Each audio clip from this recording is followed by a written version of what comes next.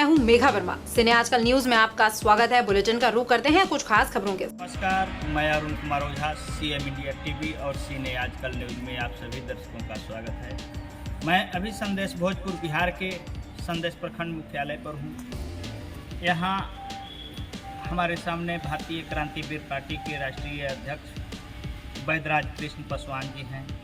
तो आइए इनसे केंद्र सरकार और राज्य सरकार के विषय में इनकी क्या सोच है, तो इनसे अवगत होते हैं। भारतीय क्रांतिवीर पार्टी के राष्ट्रीय अध्यक्ष जी हैं। मैं इनसे ये जानकारी लेना चाहूँगा कि केंद्र की मोदी सरकार आपको कैसे लगती है? केंद्र की मोदी सरकार आज तक जो क्रियाकलाप रहा वो अमीरों के लिए, गरीबों के लिए इनके पास जो योजना अगर चलाने का ही प्रयास करते हैं वो फेलुअर है। इसलिए इनके कार्यकलाप को हम भारतीय क्रांतिवीर पार्टी की ओर से विरोध करते हैं। कारण है कि अभी तक गरीबों के हित में, नौजवानों के हित में, बेरोजगारों के हित में, किसानों के हित में इन्होंने कोई कानून नहीं बनाया जिससे नौजवान, किसान, छात्र, मजदूर सभी को यह आश्वस्त हो सके कि आप कभी बेरोजगार नहीं रहेंगे, आपको रोजगार सालों मिलेगा। लेकिन ऐसा नहीं हो पा रहा है। इससे हम काफ़ी दुखी हैं। इनका कौन सा ऐसा क्रियाकलाप है जो आपको अच्छा लगता है?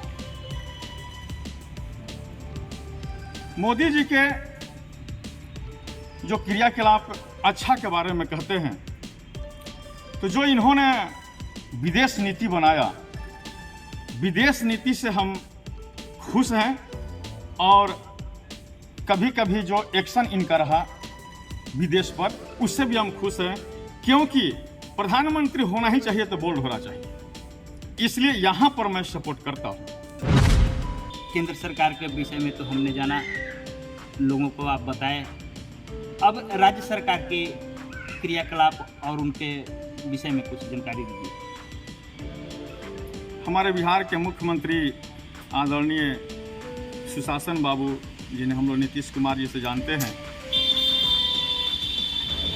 ये बिहार में आज 15 वर्षों से लगभग राज कर रहे हैं। लेकिन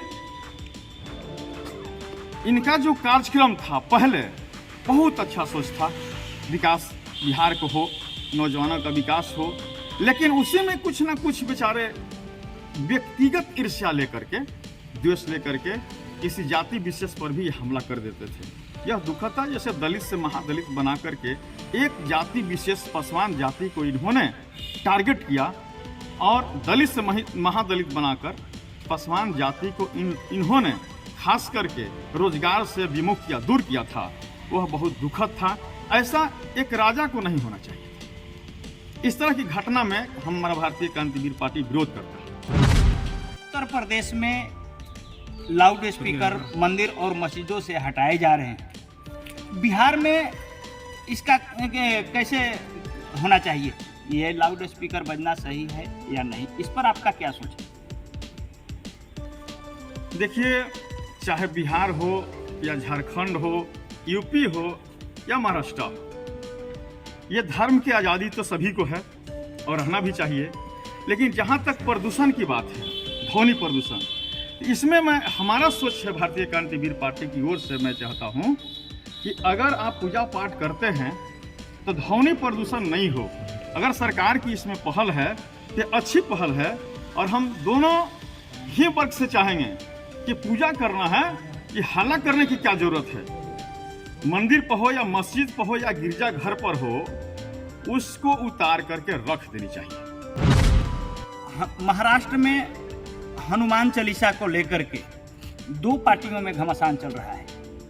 एक तरफ राज ठाकरे की सरकार कहती है यहाँ हनुमान चालीसा का पाठ हम करेंगे, दूसरे तरफ उद्धव सरकार कहती है हम हनुमान चालीसा का पाठ नहीं करने देंगे। इसके संदर्भ में आपको क्या कहना है? देखिए, भारत देश यह कृषि प्रधान और धर्म प्रधान मुख्य भूमिका में है और यहाँ पर सभी को आज़ादी है जब धर्म की, तो ये लोग धर्म का ठेकेदार हो गए हैं। मैं पूछना चाहता हूँ राज ठाकरे, उद्धव ठाकरे जी से कि आप लोग रोजगार के लिए संघर्ष नहीं करते हैं? युवाओं को रोजगार मिल जाए, मजदूरों को काम मिल जाए, किसानों को खेत में पानी हो जाए, इसके लिए आप लोगों का काम नहीं है क्या? अरे ये कौन सी लड़ाई है कि हम हनुमान चालीसा नहीं पढ़ने देंगे, वो कह रहा है कि नहीं हम पढ़ेंगे, यही लड़ाई होनी चाहिए। हमारे पेट में अन्न नहीं है, हम भूखे हैं, काम नहीं मिल रहा है, बच्चे को पढ़ाने के लिए पैसे नहीं हैं, दवाई के लिए पैसे नहीं हैं, इसका लड़ाई छोड़ करके आपके पास तो खाने के लिए है राज ठाकरे जी या उद्धव ठाकरे जी, आप तो अरबपति खरबपति हैं, तो आप काहे के लिए लड़िएगा? आप लोग तो उलझा के जनता के रखिएगा। अब मुख्य जो मुद्दा है महंगाई और बेरोजगारी, इससे आप लोग हट चुके हैं, कोई मतलब नहीं है। जनता को ऐसे नेताओं को नकार देनी चाहिए। इस बुलेटिन में फिलहाल इतना ही। आप देखते रहिए सिने आजकल न्यूज। नमस्कार।